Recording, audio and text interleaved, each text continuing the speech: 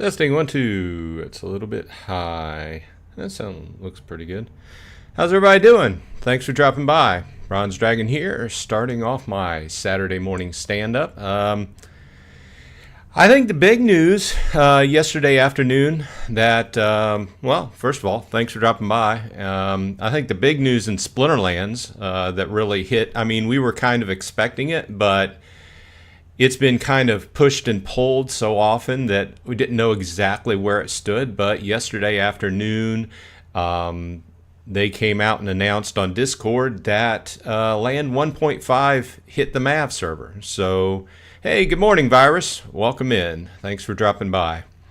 I think the big item is, like I said, Land 1.5 being released to the MAV server. If you'll notice, my lighting is off a little bit. My main light went out this week, so I had to order a new one. So I'm waiting for that to come in. So I'm just kind of working with a desk lamp today. I don't think it looks too bad, though, but a little bit different.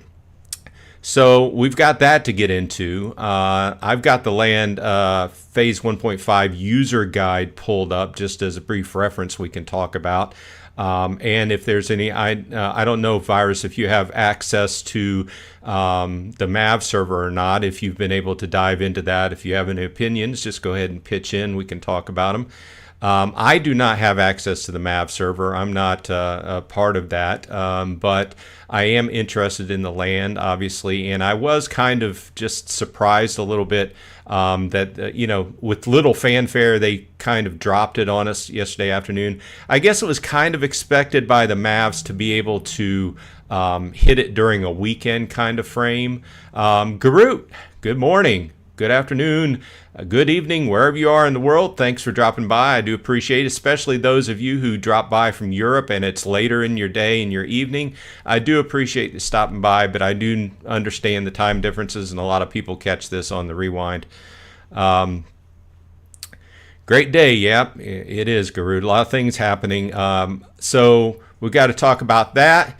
And there's also been a lot of changes. If you play Golem Overlord, I didn't really, I guess they kind of creeped up on me and I didn't pay attention a lot, but over the last few days, a lot of these changes in Golem Overlord have really hit, and so I wanted to discuss those, go back through the list of the changes. Yixn has really been making a lot of changes in the game. I think a lot of them are play worthy to make the game easy, a better game, obviously, for play, but also to try and save the part and shard value, right? Okay, so Virus says, yeah, I've been messing around with it a bit.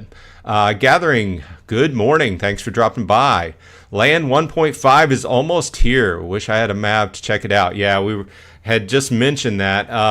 Yeah, it was interesting. And, you know, furthermore, I'm kind of wondering whether they're going to give the Mavs like a full week and a weekend, or before it goes live, or if they're going to announce on Monday, here in a couple of days, day after next, if they're going to just drop the bomb and say, hey, Tuesday, it's going live.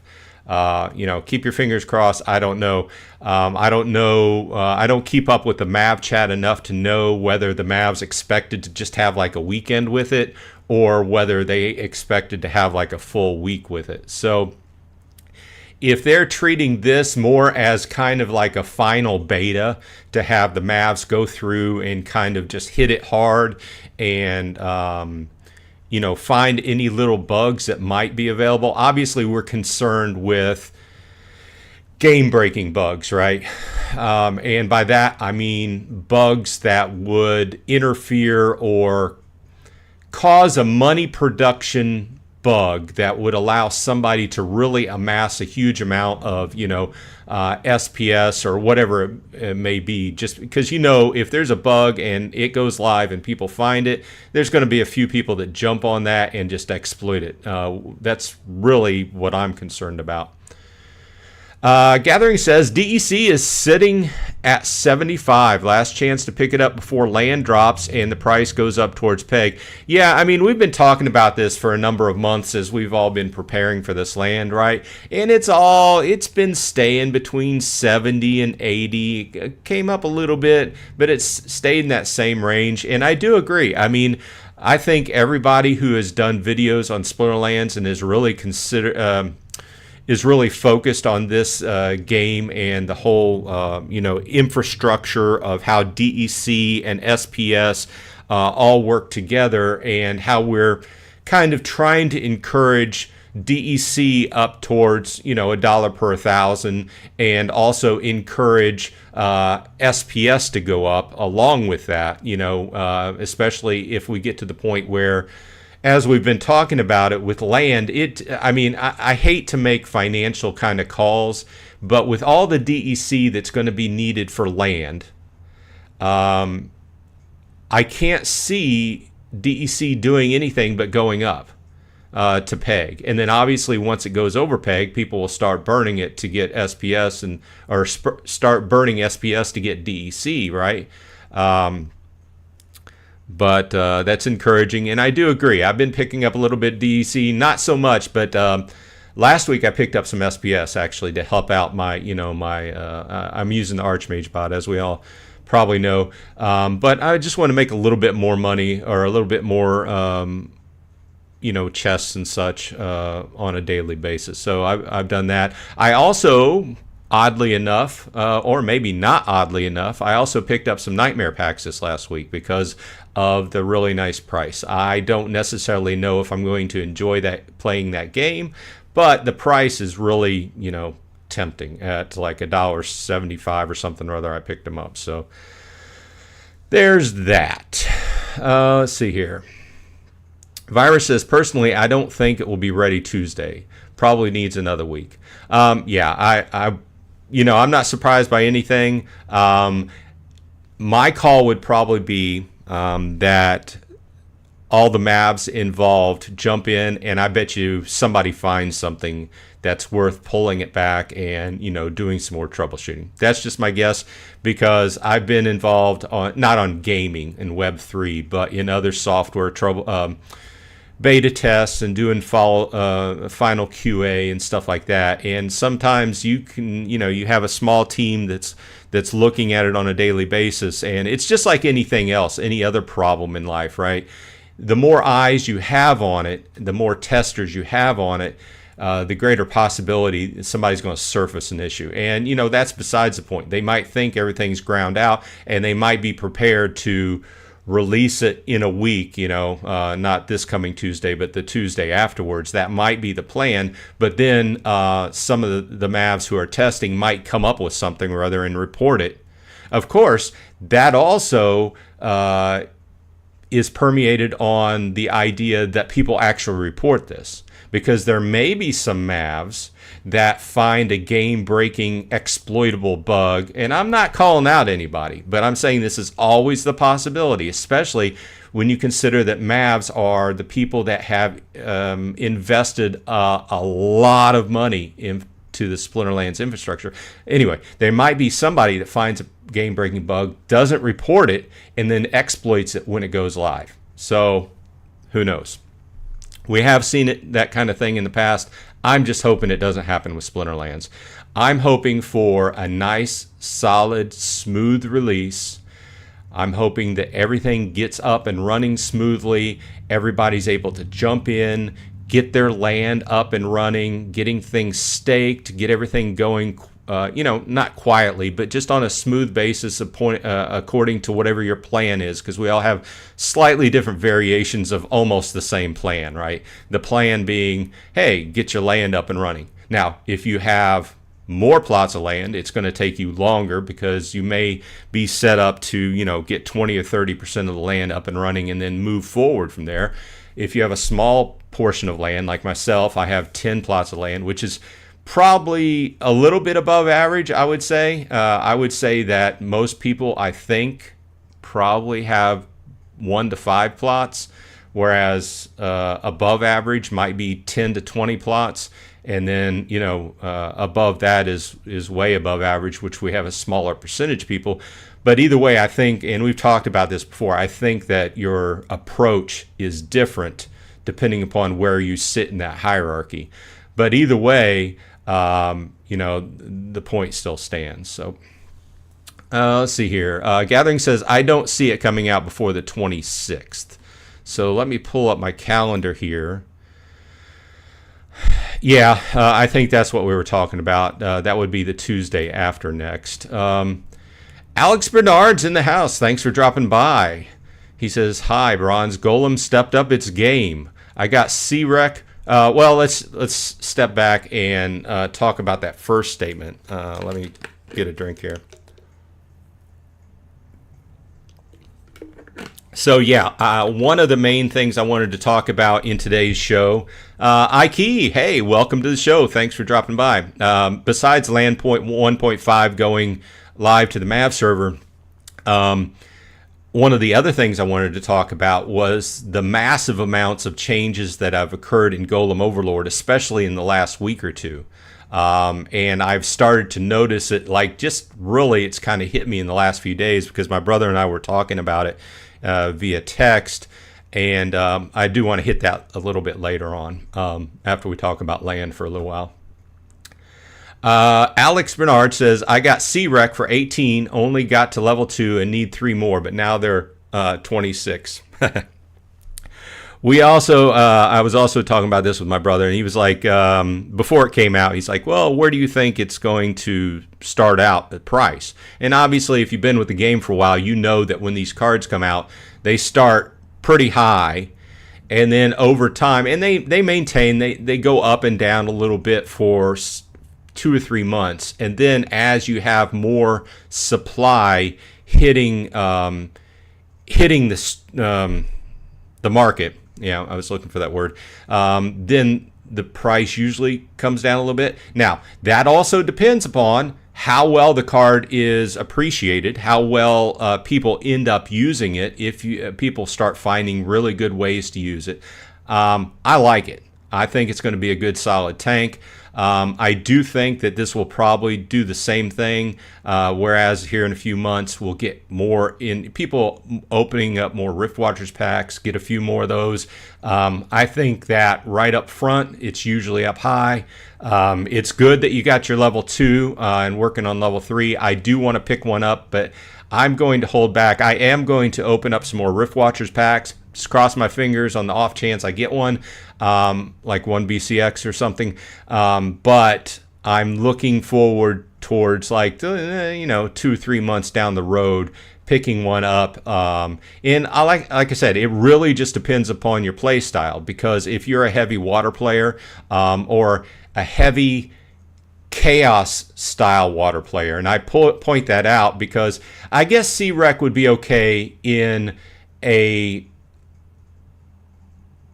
magic style water, an older style water play, because every hand needs a good tank, but I'm seeing it more under the Kelia type play, so, but I'm sure that it'll be a good, the one stipulation would have to be, obviously it would be really good in reverse speed. It would be good, I just have to get into playing it before I can make a lot of statements about it.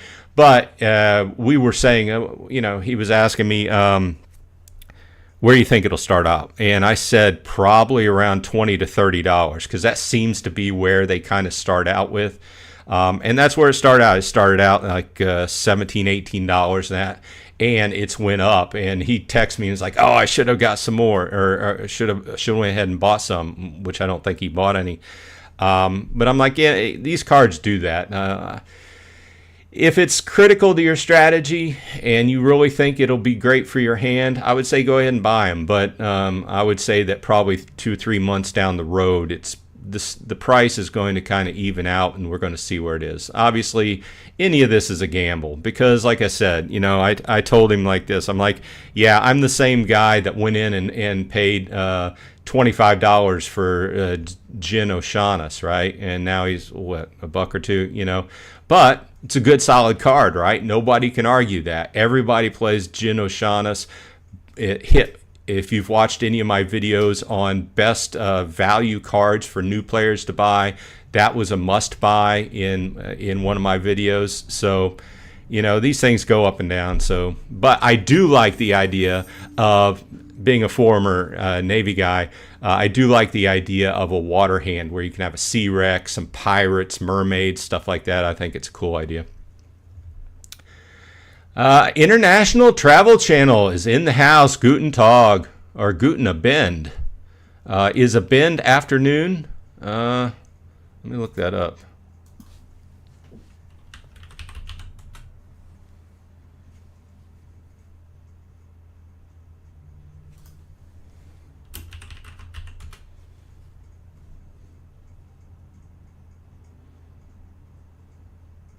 Evening. Okay.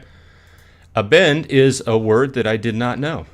So thank you. Good evening. And thanks for dropping by. Like I said, I do realize that some people from Europe and other areas of the world do stay up quite late to come and see the show. So I do appreciate it. And Nira's in the house. What's up? Thanks for dropping by. Alex Bernard says, I play Blue Deck as my main, so I got to get him. And he is a late card with Burning Packs. Will be rare. Yeah, you know what I mean. Yeah, that's one of the other things that I'm glad you brought it up. But one of the other things that will affect, and, you know, Gathering has talked about this. I've talked about this.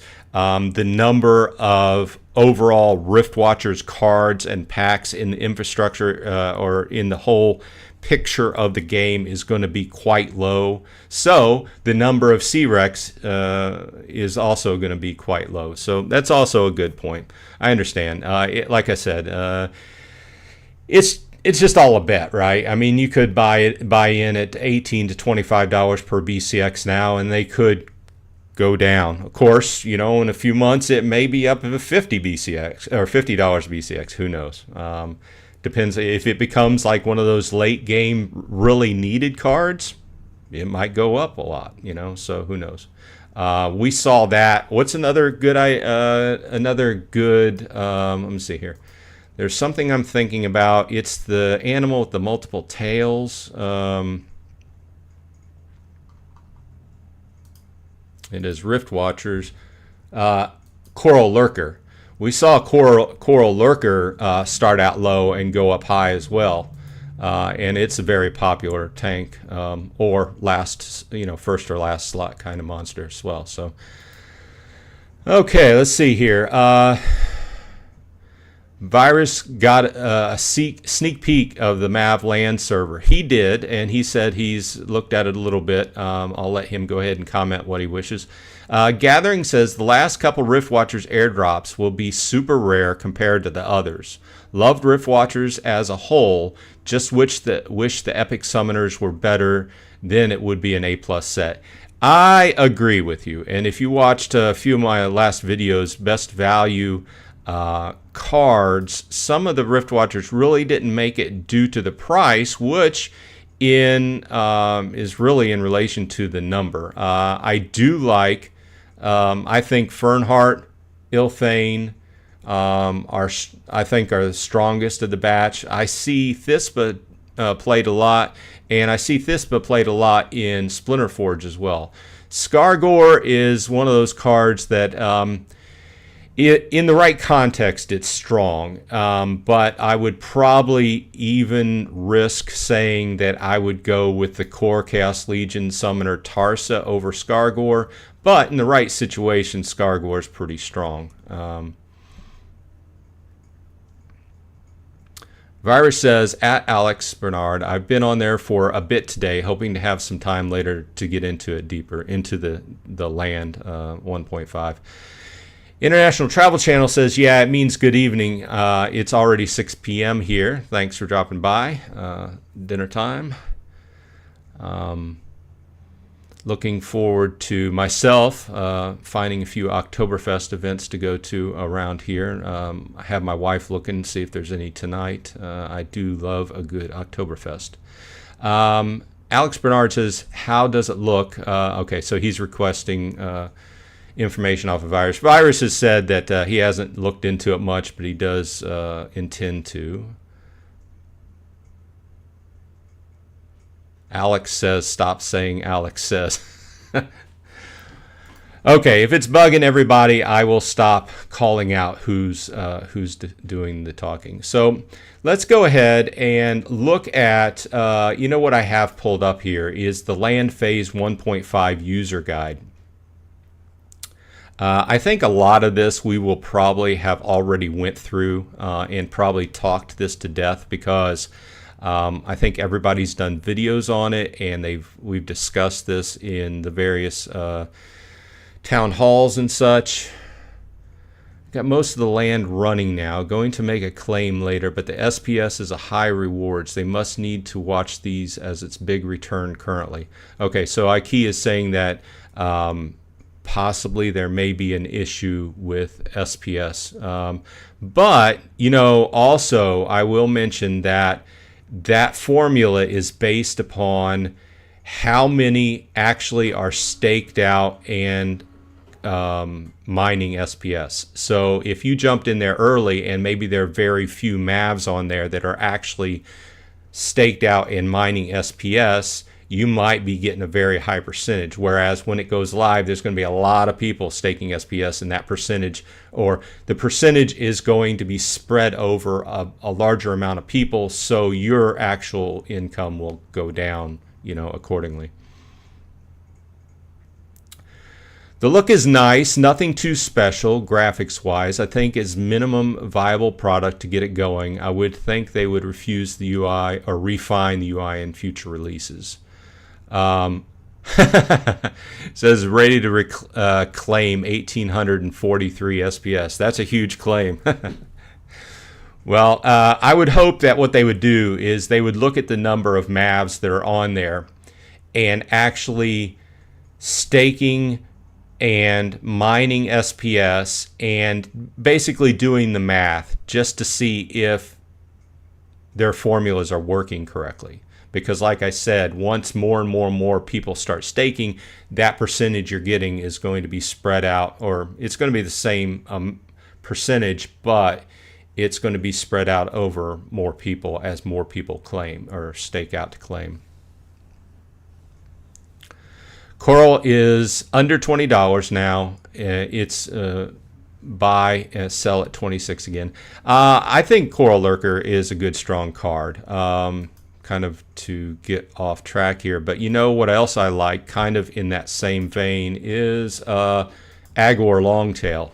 But it takes a high mana match to get him out. But I really like Coral Lurker and Agor Longtail, and if you have enough mana, putting both of those in the hand is pretty strong front and back. Just depends upon your strategy. Let's go through this user guide and see if there's anything. We've got the quick start guide. Press the production button. If this is boring to anybody, we could switch over to Golem Overlord or talk about something else.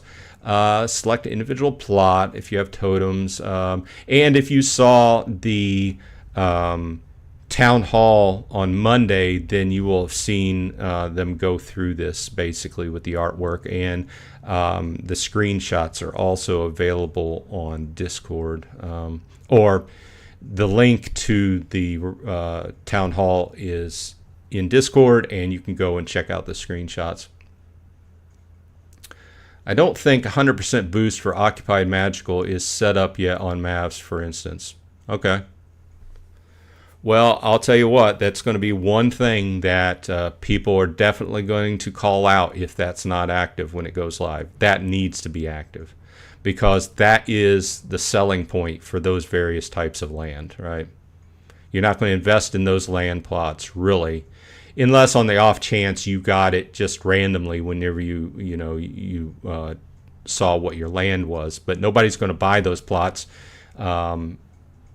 Well, people are going to buy the plots with the specific intent to use that 100% boost, is what I'm saying.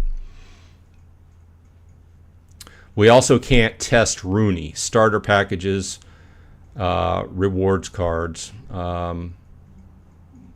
Running smoothly though, easy to get going. Yeah, I mean the back to Virus's point on the UI. I think what they need is a good, solid, readable, easy to use UI, or in the broader sense, the whole UX, so that it's not confusing, it's easy to use, and it works. In other words, the buttons work. Behind the scenes, the hyperlinks that the buttons feed to link to whatever they're going to open up, that all of this works. Are gladiator cards usable on land? From what I know, no. I think they intend to do that going forward, but I don't think so right out of the gate. I think that is a land 1.6 or possibly 2.0 thing. And Virus and Ikey just go ahead and back that up. Okay. When staked, DEC becomes dark energy at a 1-to-1 ratio. This is staked instantly. Unstaking DEC is not possible without unstaking cards and items from the land. That's interesting. So you can't unstake DEC without unstaking all the cards from the land. And also remember, anytime you move your DEC or your cards around, you're going to trigger a harvest. So totems must be claimed before staking to grant boost to your productivity. Claiming totems prior to starting staking cards and items will provide the smoothest user experience. So you want to stake your totems first before your cards. Adding a power source or Rooney to individual plots. As we've all talked about, if you don't have a Rooney or you don't have a package that gives you the power core, you can buy one by burning 5,000 DEC or DECB. Sorry about this, my nose itches. Obviously, we know if you have a Rooney on the land, then you don't have to pay to stake and you don't have to pay for the power core, but it's I don't know. For you guys, I guess for me, if I had a Rooney, which I don't, if I had a Rooney and I had like a castle or a keep, I would probably stake it there. Otherwise, I don't know. I'm sure you all who have them have put a lot of thought into that as to what piece of land you're going to use it on, or if you're just not going to use it and you're going to keep it to play. I don't know.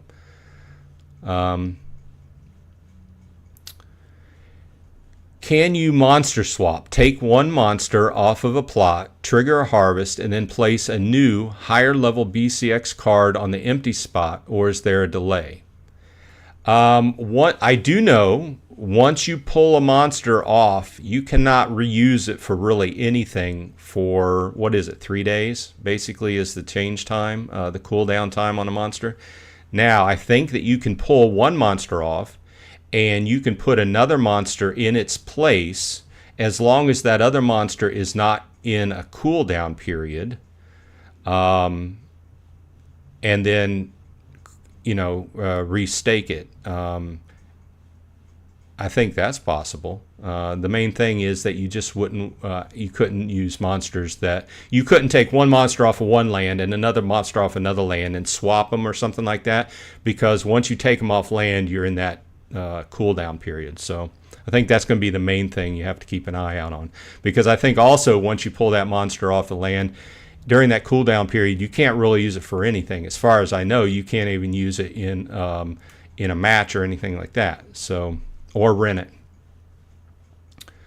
Stake cards and items on land. After ensuring you have a power source stake and you have claimed your totems, you may stake cards and items. Okay. Okay, here we go. This is exactly what I was talking about. Unstaking cards will put them on a cooldown for 72 hours.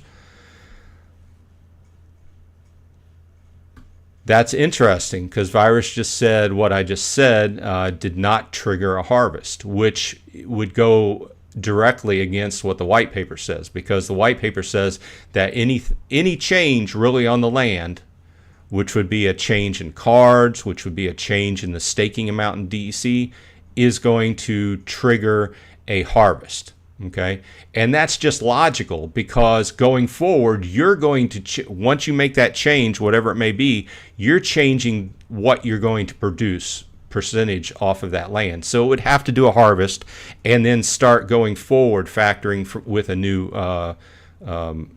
figure, a new percentage, right? I plan on cycling my gold foil epics on a plot. Start with all 1 BCX, then take one out and cycle into level 2. Then during the 3-day cooldown, upgrade that to level 2. Yeah, I'm sure. Yeah, I was watching your video on that the other day. I think it's a good sound plan. Of course, going forward in the future, those gold foil BCX I do expect will go up in price as the number of them on the market come down. So you have to plan that into effect as well. But I think that as long as you're taking into effect that 3-day cooldown period, I think you should be fine. Be sure to note production boosts when determining which cards to stake to your land. We've talked about that. You want to look at the land production chart. You have to take into account the totem and title production boosts and the terrain preferences. We've all talked about that. Build your work site. After you have staked cards and items to your plots, you have staked dark energy to your region, and you may begin building your work site. Your work site must be complete prior to initiating resource production. If they get to be too expensive, we'll do gold foil rares. And where can you buy time crystals? Now, time crystals will be available to anybody, according to the white paper, directly through your local castle, whatever the castle is on your region.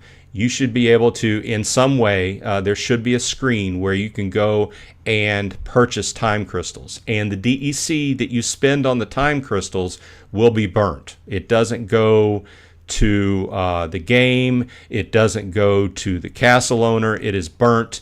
And that's one of those DEC burning strategies that they came up with to help the value of DEC. So if that turns out to be wrong, then that was what was in the white paper. So they'll have to change. Obviously, anything can change, but that's the way it stands.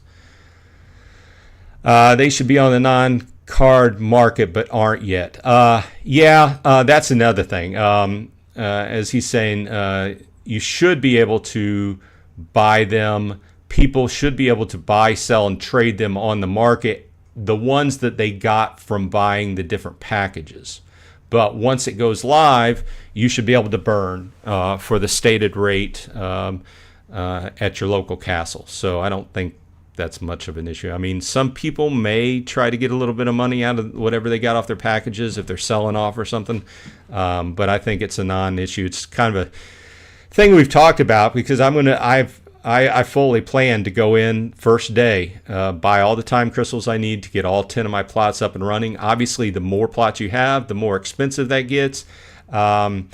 And as time goes along, the math problem that you do to whether you'd rather go ahead and get it up and running or just go ahead and buy grain as it gets cheaper and just have the plots cleared and built on over time, that's just something you're going to look at. Let's make a proposal to get time crystals on the non-card market so people can buy, sell, and trade them. I think it's really a moot issue after Land 1.5 goes live, because I mean, I guess if you went in and burnt a bunch of DEC to get time crystals. And I think what you're mostly talking about is the time crystals people may have accrued through buying these introductory packages, right? Because once Land 1.5 goes on live, there's just going to be this set rate for time crystals. And maybe you can make a little bit of money off yours, but it's going to be less than what the game demands for burning and getting them. So to me, that's kind of like, why sell them? But I guess if you were dumping everything to get out of the game or dumping everything to get out of land to put towards cards, maybe. Let's see here. Groot likes that idea. Wow, that switching workers caused a huge bug. It looks like switching a worker may have harvested, but didn't take it away from the ready to harvest, only added to it. That's one of the game breakers. Yeah, I would, Virus, I would make sure you reported that. And as with anything, if anybody else is familiar with beta testing, as much information as you can give them in the report will help them out. As many details. When you report a bug, don't just kind of be 20,000 foot view. Give them as much information as you possibly can. It will help them to isolate the issue much faster and work on it. I agree. That is a game breaker because you're going to want to people, especially like gathering with his switching monsters out, increasing their level, switching them back in. That's going to be, to me, that sounds like a common kind of thing that will be happening, and you're going to want that to work. So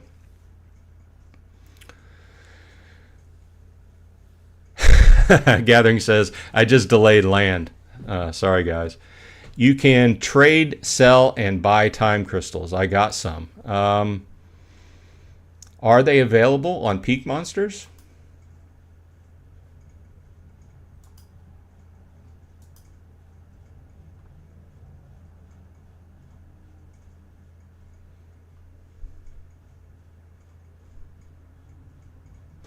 Okay, good to go. Like I said, I'm not a dev, but I do work closely with a lot of devs. I'm a system admin / IT.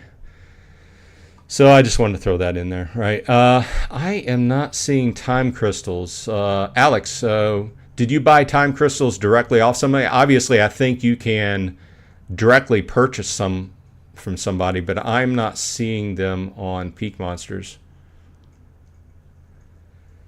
So I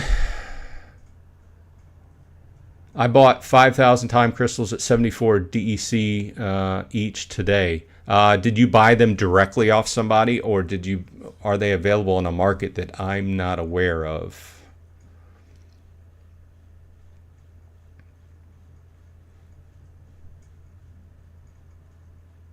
Okay. Yeah. So they are transferable. It's just they're not listed on the market. I do think it's a good idea. I think that everything in this game that should be buy, sold, traded should be on one of the markets, like Peak Monsters or something like that. That goes back to what I was talking about, what I don't like about grain in the current status when it's launched live. I don't like the fact that it won't be on as like a token to be bought, sold, traded on the market. You will be able to do direct transfers like they're talking about. But once again, you're really at the mercy of trusting the person you're doing that trade with. And obviously, do your due diligence, because you can get left holding the bag. In other words, send your money, send your SPS or your DEC, whatever you're buying the time crystals or grain with, and then just not get anything back in. So be aware of who you're doing business with. I think that applies to everything in life, right? So I don't think I'm see, I just kind of finish this up to see if there's anything that we have not talked about. Staking DEC, building, let's see, you may build your worksite instantly using time crystals, which we were just talking about. This allows you to avoid paying grain to complete your worksite, as well as waiting the time. Use time crystals to speed up production automatically. If you use time crystals, you don't have to wait. Time crystals may be purchased by burning 100 DEC or DECB for each time crystal, which is what we talked about. And those should be available at any time during the game, from your castle. They've said that those will be available when 1.5 goes live. So that's what I'm counting on, because I have some time crystals from one of the packages I have, but not enough. So I'm counting on being able to go to my local castle in the 2 different regions I'm in and getting enough time crystals to get my plots up and running. So fingers crossed. But I would hope, because that's like one of the main things that needs to be. Okay, here we go. Harvest. After your work site has been built and your plots are producing resources, you may participate in harvest. Let's see here. You can manually do a harvest. But like I said, with any change, it should trigger a harvest. Transfer grain from one region to another. We all know that you want to kind of try to stay away from that, but be aware that if you do that, you're going to incur taxes and transport. Well, you're going to incur taxes across the board, but when you transfer grain from one region to another, you're going to incur the travel fee. Totem fragments are discoverable during the harvest phase. That's where you're going to look at, hey, did I get any totem fragments? 10% tax will be collected during harvest. We've talked about this. And we've talked about castles and keeps before. So I'm not going to go over that again, but I'm sure people who have invested in castles and keeps will be going through that FAQ line by line, because I would if I had that amount of money invested in it. Let's see here. You can trade them through Discord. Yeah, like I said, we've been in this with a number of different games where you do a manual trade, where you go in Discord and you ping somebody and you say, hey, I'll give you X for Y. And then ultimately somebody has to come up and say, okay, I'll send first. And then you send first, and then they send you the stuff. Or you can do half up front, get the rest. You still risk, losing your money. I think if you know the person, if they're a popular person or they're a well-known name in the game, I don't think it's a really risk. Like I would have no problem, sending something to Virus or Alex or Gathering, because we've kind of been acquainted. I don't know you guys, but been kind of acquainted through the game for a long time. But if you have some random name that pops up that says, hey, I got a great deal on grain, or I got a great deal on time crystals, and you've never heard of them, nobody's ever heard of them, I would be very wary of that. That's kind of just across the board, right?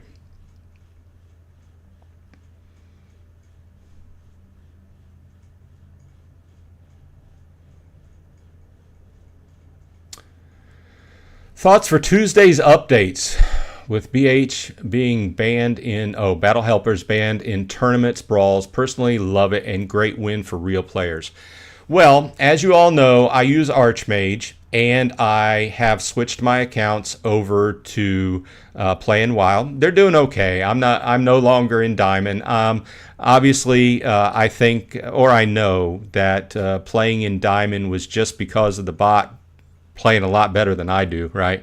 But I took it for what it was. My cards are really generally just gold level for my main account and silver level for my secondary account, so that's fine. I always felt that Battle Helper is very much the same. It's like half of a bot, right? So the first half of your bot, you play the Archmage bot or whatever. The first half, the first part of it is the part of the program that accesses the databases and decides which cards it's going to play. The second part of the bot is what actually takes the actual mechanism of interfacing with the UI and pushing the buttons for you and making that happen. Now, that first part, that's the Battle Helper, right? So I've always felt that if you're going to say, okay, Modern is just for human players, then both the full bots and the Battle Helpers need to go. And I've always felt that tournaments and brawls should be human only. Okay? Maybe I'm standing on a pedestal by myself, but I feel that the purpose of a tournament and a brawl is human competition. Okay? Now, a lot of people might say, well, you're wrong. I put a lot of money into cards, and I want to make as much possible back as I can off of those. And that's a fine way to look at it, but I still think that's for the general game. If you want to play with bots like I do, go into Wild.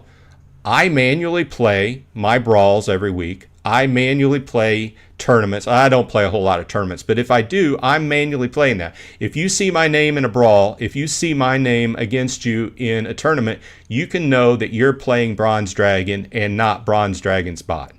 Now, if you see me in a regular match, that's going to be a bot. But I feel that if they say it's going to be all human, it's the change in terminology. The terminology went from botless or anti-bot to human. And if you are playing what is, quote, a human league or a human tournament or a human brawl, which is a mini tournament of sorts, right? That means you're playing against another human's brain. Okay, that's what it means. And I think fair is fair. If you're going to say, I'm probably kicking a dead horse here, but if you're going to say this league is all human, then the battle helpers should be gone. However, I do understand from their perspective, it's really hard. You can put it in the terms of service that, hey, everybody, you can't use them. But then how are you going to come back and, ban or prove that somebody's using it? It gets really intricate. So there's a lot of, there's a connection behind the scenes that allows that bot to pull the information down from the databases and stuff like that.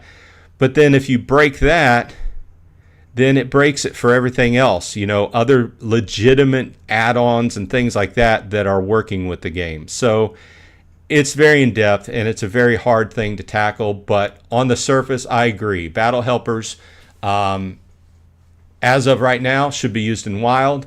And I think that's the only place. Bots and battle helpers in Wild, all the tournaments and brawls and modern play should all be without battle helpers or bots. That's my opinion. I've always felt that way. The only reason I got into using a bot was after playing the game for about 6 months, I got so frustrated by constantly hearing the development team say, oh, there's always going to be bots. They were very pro-bot, So I'm like, why not? Why should I just stand here hitting my head against the wall? Why shouldn't I just take advantage of what they say is okay? So that's why I got into Archmage.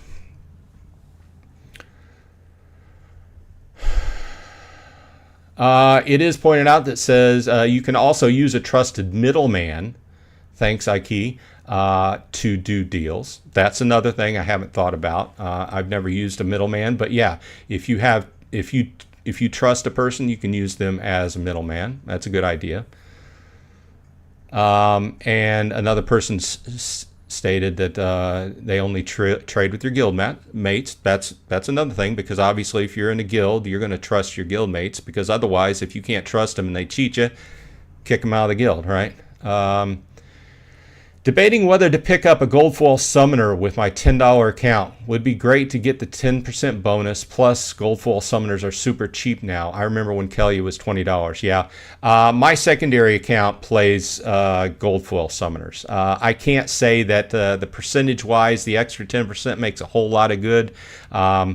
I went in mainly because at the price point and not, you have to buy fewer BCX. So if you're going to stay in bronze or silver, gold foils are good, I think. But if you intend on going above silver, I think they get cost prohibitive for BCX.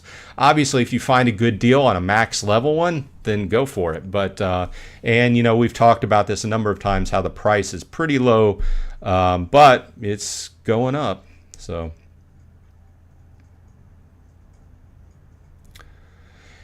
thanks for that feedback, Bronze Dragon. I couldn't agree more. Tourneys and brawls at least should be a battleground for you humans. Yeah, for us. I agree completely.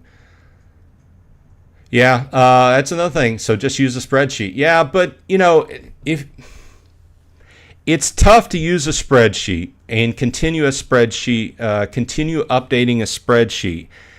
And if you're quick enough to be able to use manually address a spreadsheet in that 2 or 3 minute time frame that you have to put a hand together, more on you. Because first of all, it's a lot of work to keep pulling down the newest battles and stuff. But you can also, there's nothing against keeping the hands that you have good luck with. There's nothing against that. Keep a spreadsheet, under certain circumstances, under certain mana, certain play, game styles, that certain hands win. Kelia, Demon Shark, the squid in second, and the I'm forgetting the names, but you know the popular cards. Go for it.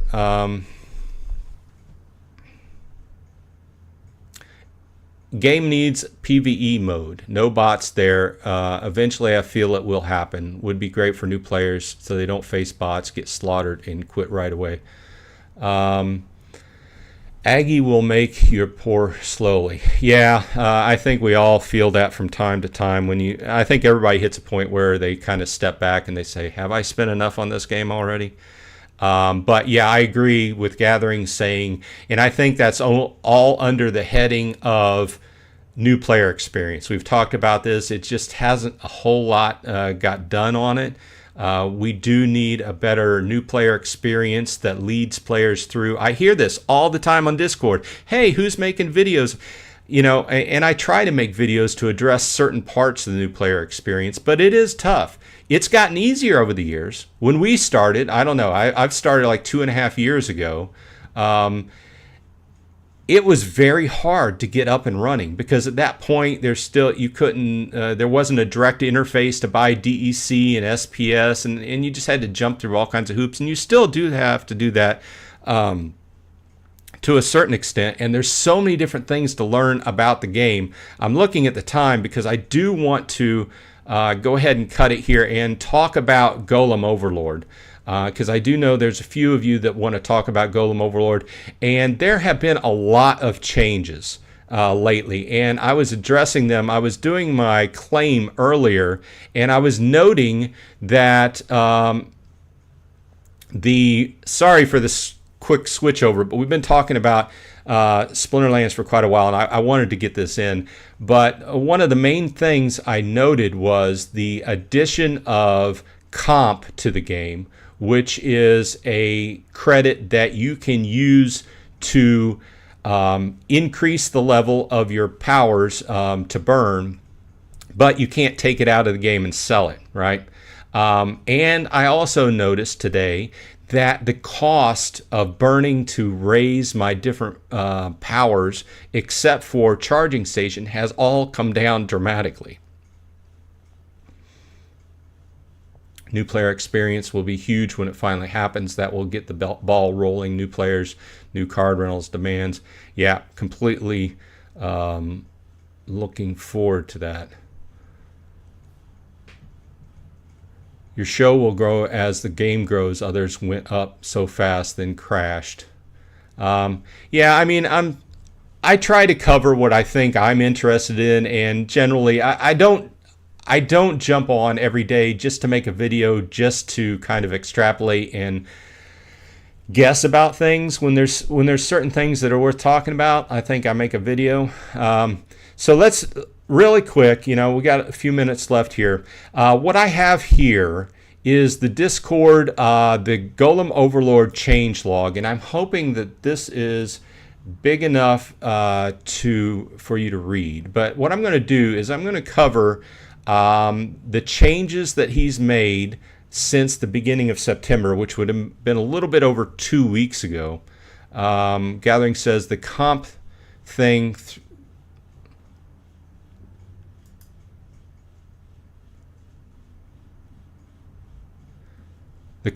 threw me when I saw it, kind of the soulbound part.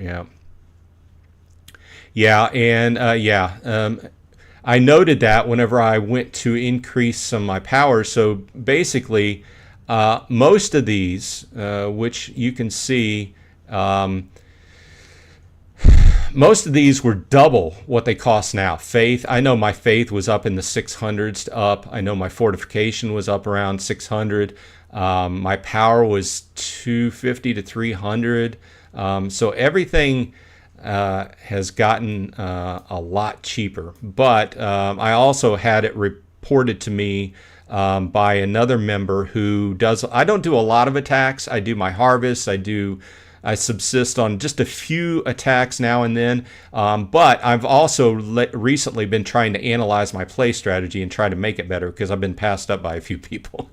Okay, so fixed a bug with Golem Decay, fixed a floating point precision. So a few math changes, made the start screen for expeditions available to everyone.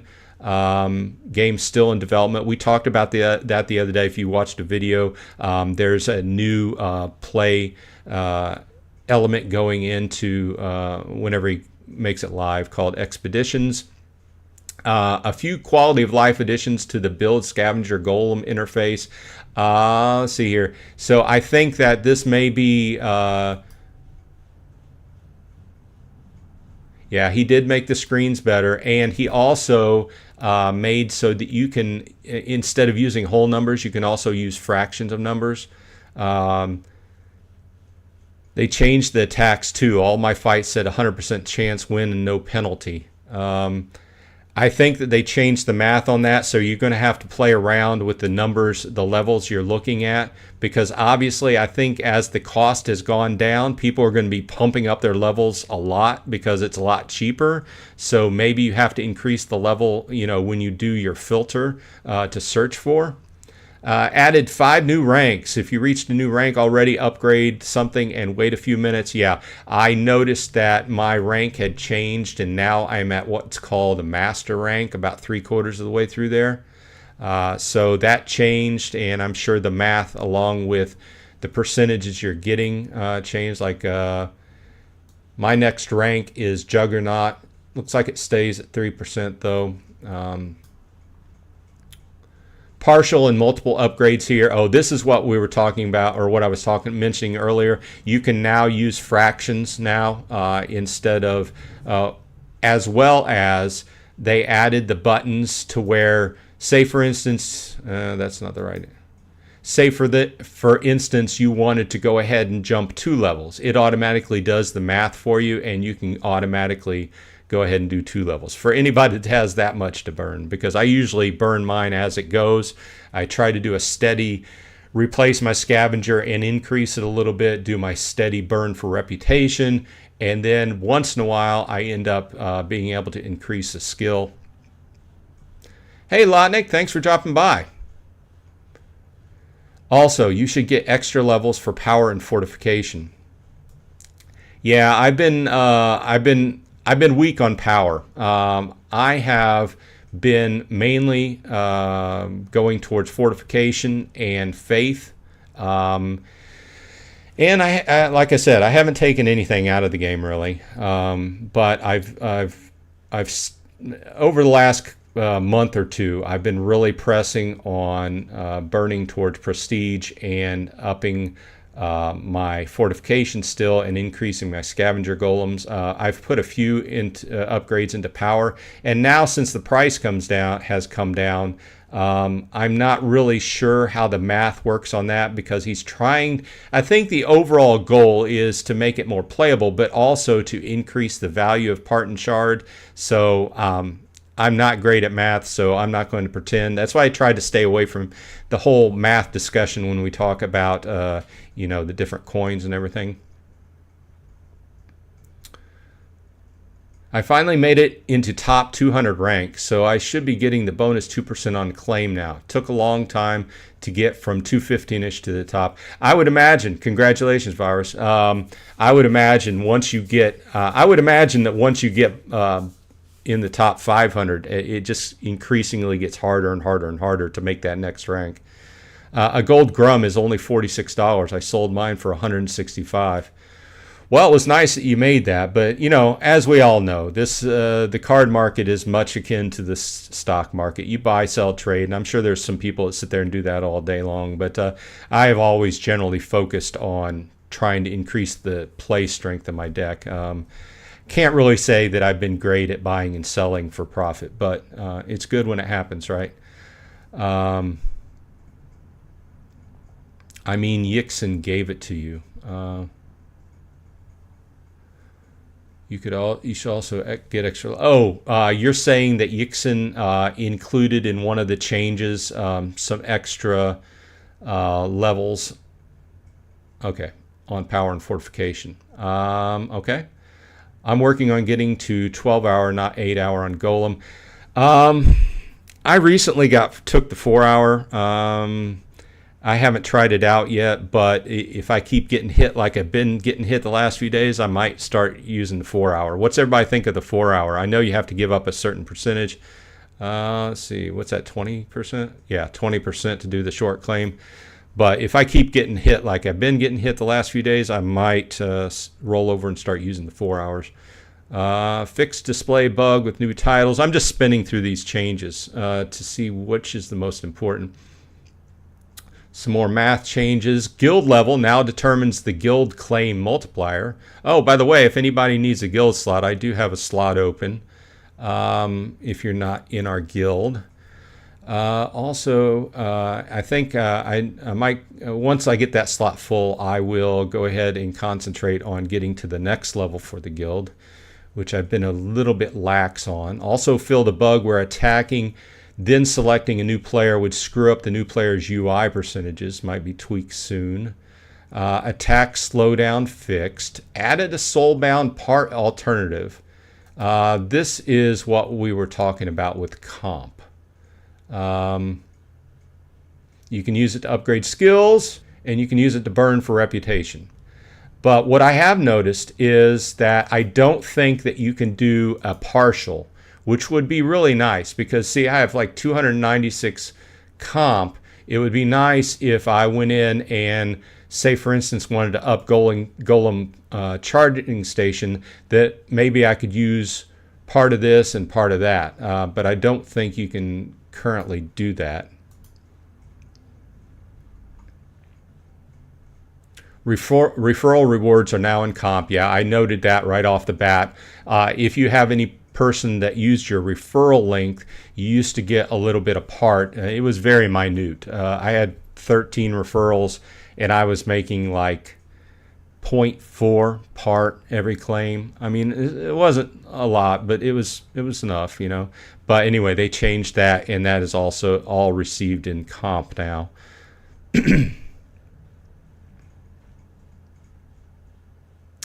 Someone buy my Immortalis so I can get some gold foil summoners.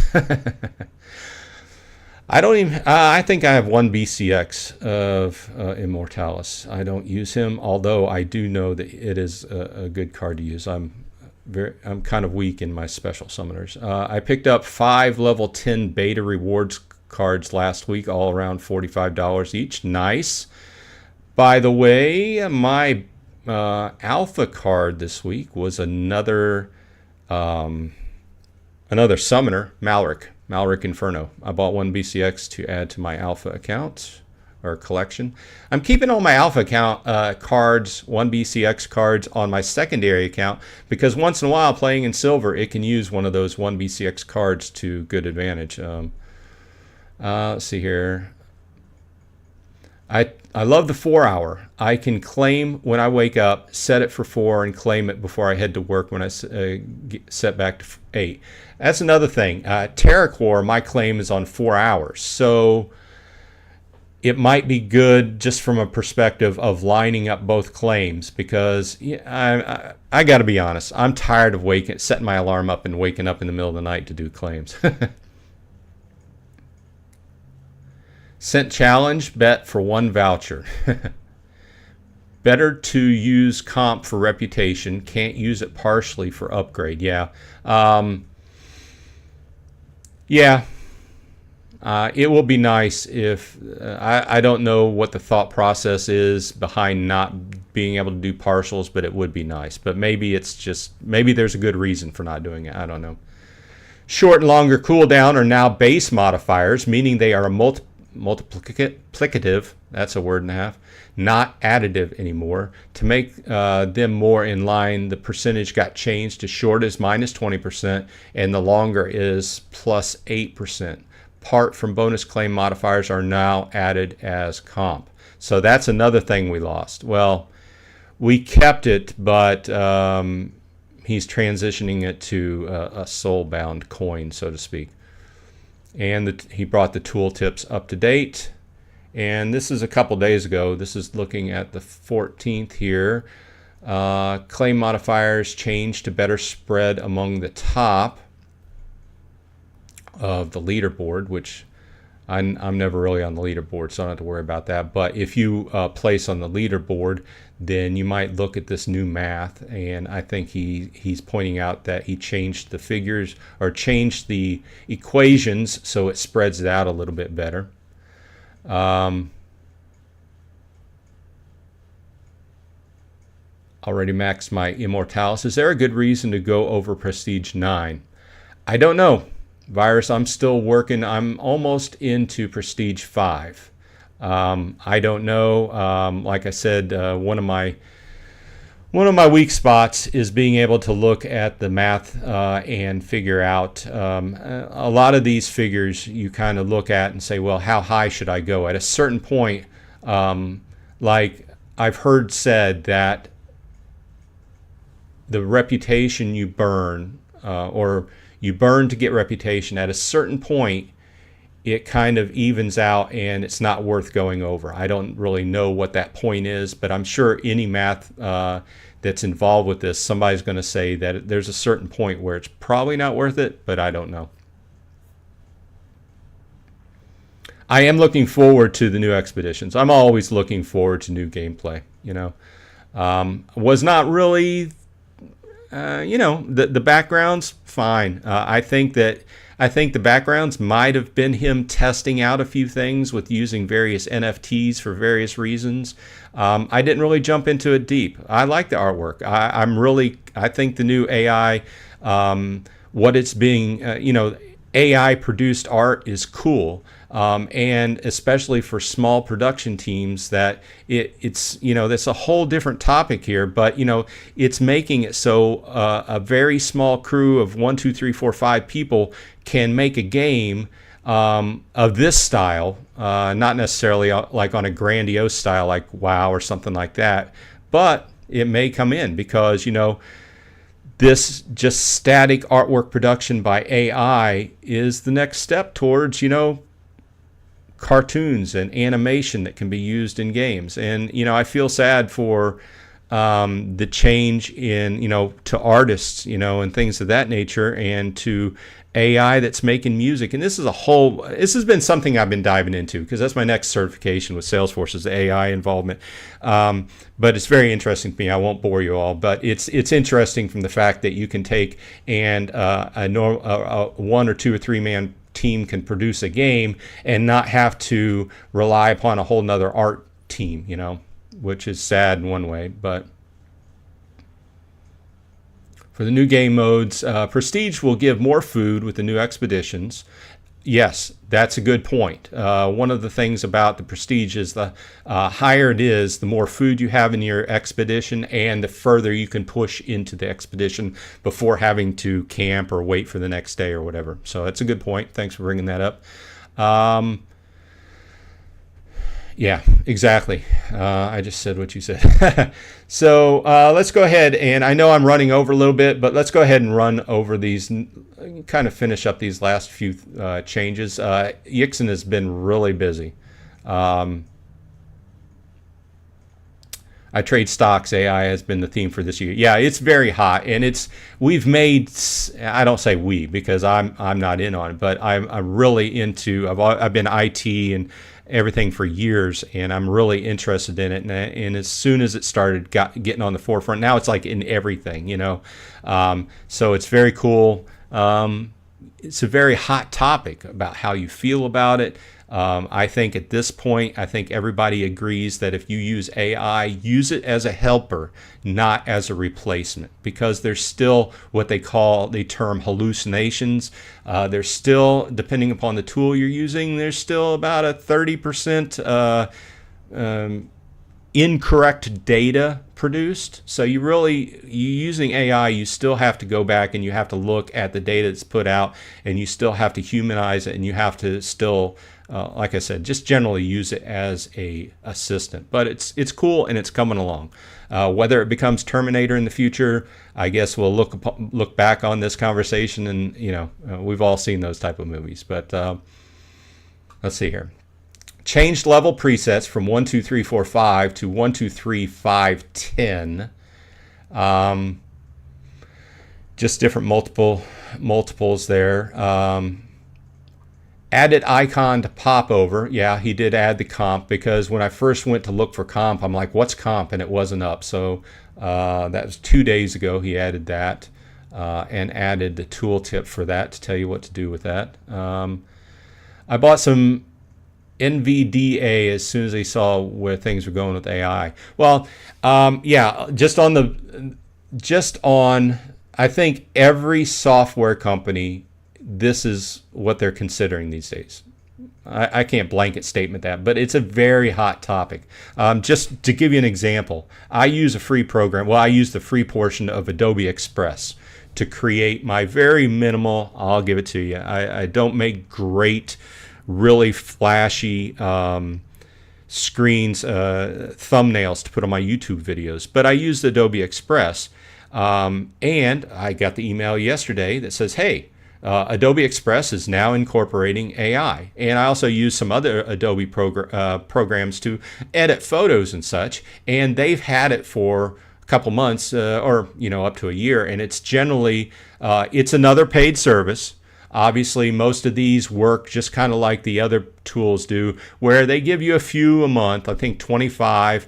You give 25 free, but then after that, if you use it, it's a paid service. Obviously, I think going forward, it's just going to be another one of those SaaS-based services, and everybody's going to add it, find a way to add it into their application, whatever they produce, to make it better. Hopefully, the intent is to save humans a little bit of time on really repetitive tasks we do all day long, and things of that nature. So I didn't really want this to become an AI centric kind of conversation, but I'm really into it. So let's go ahead and get through this. Added the comp burn to guild donations. So now I guess you can use comp to burn for guild things. I'll look at that for next week. Fixed shard donations to guild. Sometimes it had a precision mismatch. Added quick upgrade to the settings. Enabled clicking the part cost with insta send a transaction. Disabled always open the modal. Okay, these are under the settings. Okay. Leaderboard does not show penalty anymore, but you can see your possible steal on leaderboard if you are able to attack the user.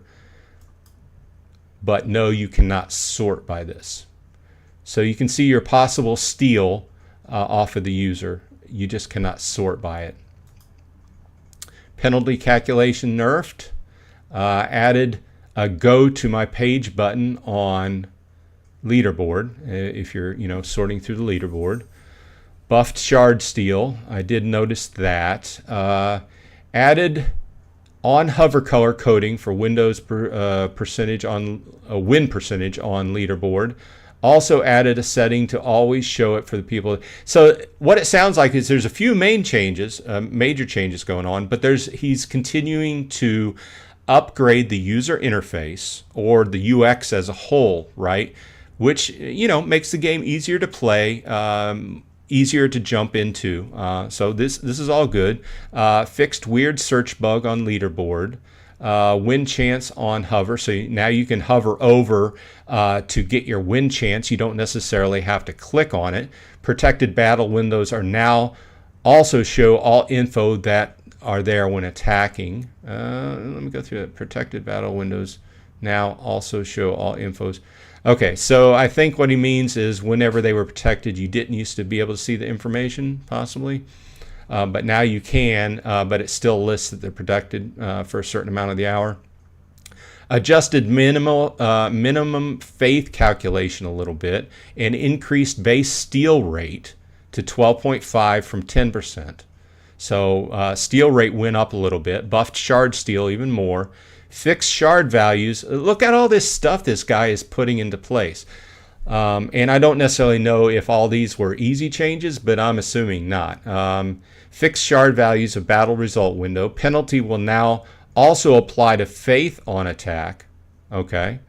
Attack calculation changed. More targets overall, but also more power difference needed for 100% and 0%. The percentage now goes closer to 50%.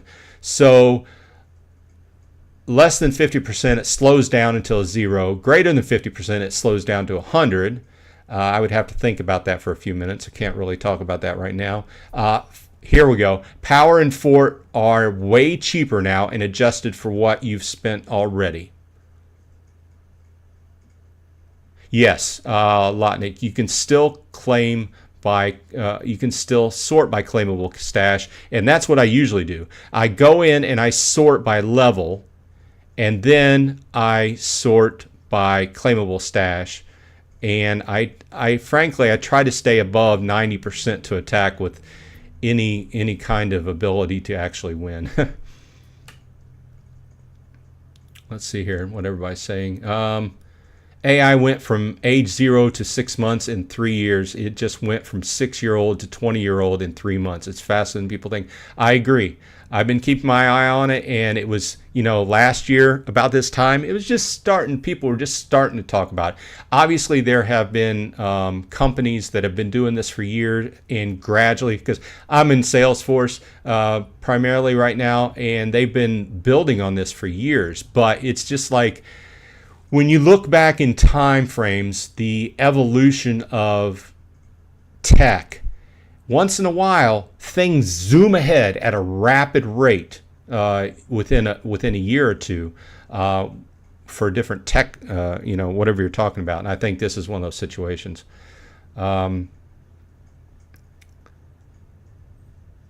I haven't done an attack since I changed my stat to scavenger golems form and faith. People are making bank attacking me though. I haven't attacked yet today, but I did, as soon as I saw the prices went down, I did up my power 1, I did up my fortification 2, and I did up my faith by 1 because I had over 1,000 parts sitting there ready to be used. So, and yeah, I've been attacked lately too. So that's what's got me into thinking about using the short claim. Let's see here. Let's finish this off. Yixn says, I will monitor the chat in the game with these changes for a few days before thinking about adjusting them again. One thing about Yixn is being always pretty good about checking chat and making changes as need be. Yeah, I agree. It's just about trying to make more than what's taken from you, right? And the same argument is with TerraCore. That's what the game's about, right? Attacking, defending, making a little here, trying not to lose a lot. So a few more battle reward adjustments to make up for the lower win chances. Losses now show the rolled percentage lost. By the way, got buffed from 2% average to 0.5 average on loss. So looks like you're losing less. Fix the mobile upgrade screen. One thing about this game is on my mobile, I use iOS, and whenever I don't have my glasses on, it's hard to use. But that's probably just on my eyes. But everything is really small, right? Icon on leaderboard now shows if you're in griefing mode. What is griefing mode? Greater than 2 attacks on the target in the last 24 hours. Okay, so he's trying to cut down on hitting the same person over and over again. Griefing. Attack now also doesn't show for grief targets. Fixed a bug with comp wallets. Fixed a bug with lower power fort values, always showing 100%. Yeah, and I think that's what Magic was talking about the earlier. So Magic, he says that's fixed. So I know we went over, but I felt it was important to go over this long list. All those changes we just talked about have occurred over the last 2 weeks. So this guy's been busy. And this isn't, as far as I know, his primary job. He still works for Splex GG and keeps their other tool up to date and does whatever he does for that team as well. So I do half to scavenger and golems each claim, and I try to boost faith the most with what is left. I try to come back to a certain level of my scavenger golems, and each claim I always try to increase it by a little. Sometimes it's by 5, sometimes it's by 10, sometimes I don't. Sometimes I bring it back to the same level, and then I increase one of my other stats, and I always try to dump some into reputation as well. So, and at a certain point, you get to the point where you have to go ahead and put some more into banked because what you're earning over your claim and attacks is hitting that ceiling, and you don't want to get in that situation where you're hitting the ceiling, because then you're not making anything further. So you have been live for 1.5. Thought you were leaving 45 minutes ago. Yeah. Like I said, I'm calling it off here. I know this went over because we had 2 heavy-duty topics to talk about, and I really wanted to talk through the changes here on Golem Overlord. But thanks for hanging out with me. I do appreciate it. So hope everyone where you're at is happy and healthy, and I will see you on the flip side and in my videos this week, because I'm sure we'll have a lot to talk about after the town hall on Monday. Y'all have a good one.